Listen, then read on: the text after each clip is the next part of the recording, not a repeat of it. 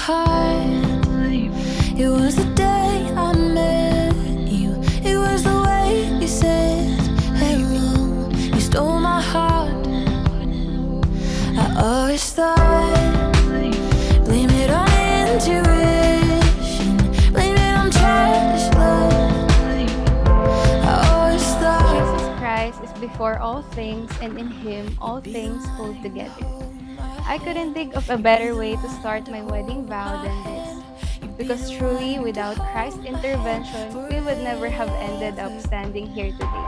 you'd be the one to hold my hand. You'd be the one to hold my hand. You'd be the one to hold my hand forever. You are my We one. come from different backgrounds, different personalities, and see the world in We spend our different ways. days together. You are my one. I always thought, blame it on Kaya, mula sa araw na to, nangangako ako sa harapan ng ating Diyos, ng ating pamilya at malalapit sa ating buhay, na ikaw lamang ang aking mamahalin ng may buong katapatan bilang aking kabiyak at partner ng aking buhay. be the one to hold my hand. You be the one to hold my hand. You be the one to hold my hand forever. She told me how kind and faithful the Lord had been in answering the prayers she prayed right after night as a teenager for a good husband. You'd be the one to hold. Unang-una sa lahat, pinapangako ko na pwede mo nang ayusin yung kilay ko dahil ako ay sa'yo na buong buo.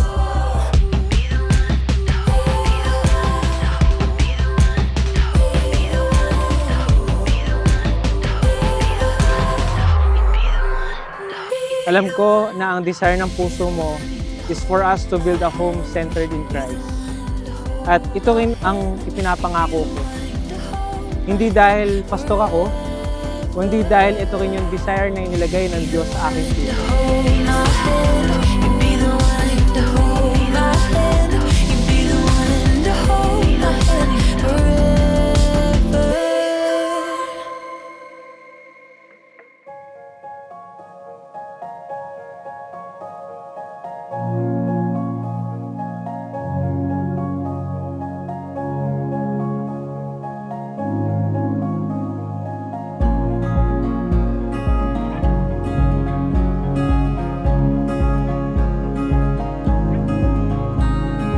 I am forever grateful sa Lord for giving me a beautiful, thoughtful, understanding wife.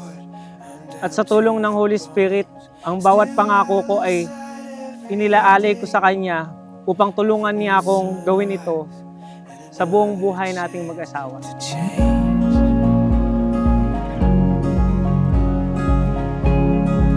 Just trying to find my way. Sa inyo'y aming pinapaalala na pinagpitagan ninyo at parangalan ang inyong pagsasama sa banal na kalagayan ng pag-aasawa sa paningin ng Diyos at sa harapan ng lahat. Rush into me tidal wave. Burst through these walls that I've Ang raised. kasalan po ay hindi lamang nagpapaalala sa atin yung araw na kinasal tayo at nagsumpaan kung tayo po ay may asawa na. At sa walang asawa, ito po ay nagbibigay paalala sa ating pagpili ng mapapangasawa at kung paano natin ihahanda ang ating sarili kapag dumating ang panahon na kayo naman ang ikakasal.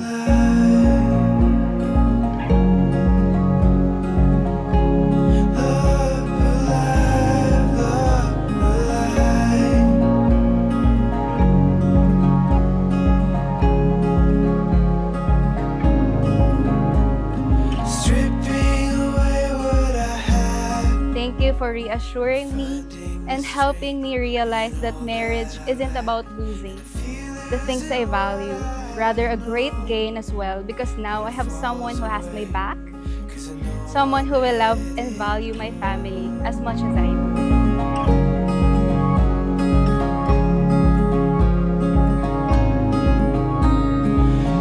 pakinggan mong lahat ng binitiwang pangako ni Jelwin na tinanggap ka niya sa kanyang puso na tunay na asawa at susuyuin ng buong pagmamahal sa lahat ng mga araw ng kanyang buhay.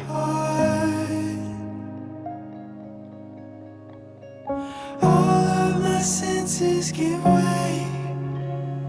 Heaven is all I can take. Pangako ko sa iyo araw-araw na ibinibigay sa atin ng ating Diyos na pipiliin kitang mahalin, alagaan, ingatan at kalingain.